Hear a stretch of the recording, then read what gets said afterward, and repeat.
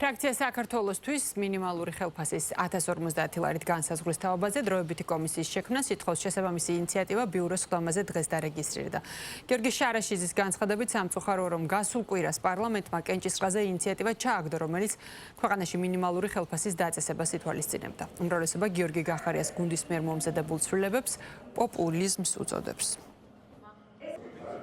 ოცნებამ სამწუხაროდ ჩააგდო ჩვენი საკანონმდებლო ინიციატივა საქართველოში მინიმალურ ხელფასად 1050 ლარის დაწესების შესახებ იმ თითქოს და არგუმენტით, რომ საკითხი არ არის სათანადოდ შესწავლილი.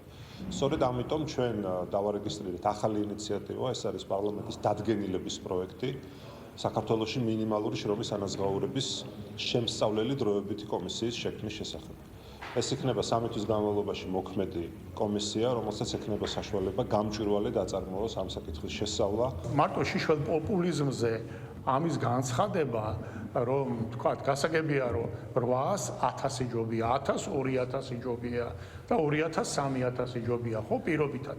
ამიტომ აი ესე მარტო ციფრებით მანიპულირება ამ შემთხვევაში უფრო მანიპულაციურ, პოლიტიკური მანიპულაციის სახეს იღებს. ძალიან მნიშვნელოვანი იქნება, რომ ეს საკითხი იყოს ეკონომიკური კუთხით უფრო ღრმა ანალიზის და შესწავლის საგანი